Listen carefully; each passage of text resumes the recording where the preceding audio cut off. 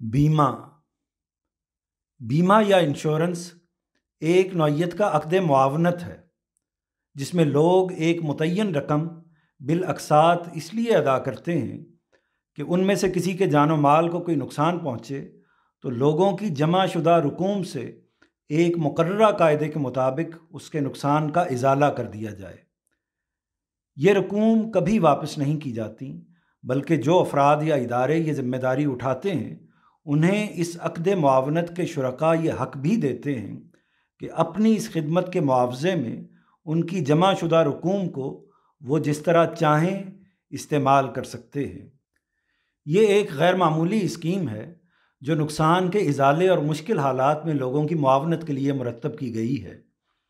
इसकी इफादियत अब हर जगह तस्लीम की जाती है। कबीला, बरादरी और आकला का नज़म ख़त्म हो जाने के बाद ये एक बेहतरीन मुतबादिल है जो दौर हाज़िर की मईशत ने दुनिया को फ़राहम किया है। इसमें बज़ाहिर कोई कबाहत नज़र नहीं आती, लेकिन उलमा बिलअमूम इसे हराम करार देते हैं। उनकी तरफ से जो एतराज़ात इस स्कीम पर किए गए हैं वो ये हैं। एक, बीमा के इदारे किसी नुकसान की सूरत में जो रकम अदा करते हैं वो अदाशुदा किस्तों से बिलअमूम ज़्यादा होती है। ये सूद है और सूद इस्लामी शरीयत में ममनू है। फिर ये इदारे आगे भी अपने अमवाल सूदी कारोबार में लगाते हैं जिसका कुछ ना कुछ हिस्सा उन लोगों को भी पहुंच जाता है जिन्हें इजाला नुकसानात के लिए रकूम अदा की जाती हैं।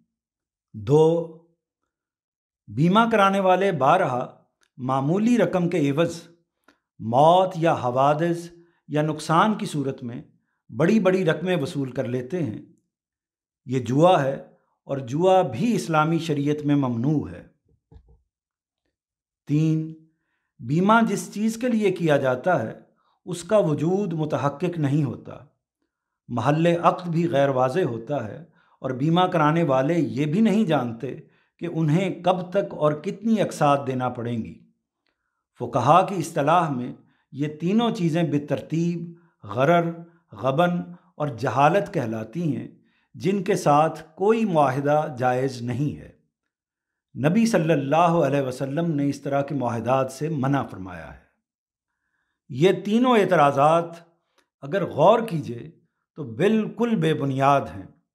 पहला इसलिए कि बीमा में जो रकूम बिलअक़सात अदा की जाती हैं वो कोई कर्ज़ नहीं होती, अपनी मुआवनत के वादे पर वो दूसरों की मुआवनत के लिए दी जाती हैं, लिहाजा कभी वापस नहीं ली जाती।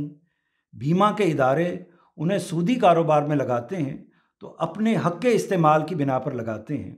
इसकी कोई ज़िम्मेदारी बीमा कराने वालों पर आयद नहीं होती। बीमा जिस मामले के लिए कराया जाता है वो पेश आ जाए तो जो कुछ मिलता है मुआहदे की रूह से दूसरों की जमा शुदा रकूम से मिलता है। बीमा की हकीकत यही है और इसे इसी लिहाज से देखना चाहिए। दूसरा इसलिए कि जुआ एक खेल और निरी किस्मत आजमाई है। इसमें जो लोग शरीक होते हैं वो इजाला नुकसानात के लिए एक दूसरे की मुआवनत का कोई नज़म कायम करने के लिए शरीक नहीं होते। दोनों की हकीकत अलग है और दीन के अहकाम अदना मुमासलत पर नहीं बल्कि अशिया की हकीकत पर मबनी होते हैं और इसी पर मबनी होने चाहिए। तीसरा इसलिए कि गरर, गबन और जहालत से मुतल्लिक़ नबी सल्लल्लाहु अलैहि वसल्लम की हिदायत सद्दे ज़रिया के तौर पर और बैअ व शरा में रफ़े निज़ाआत के लिए हैं। बीमा बैअ व शरा का कोई मामला नहीं है।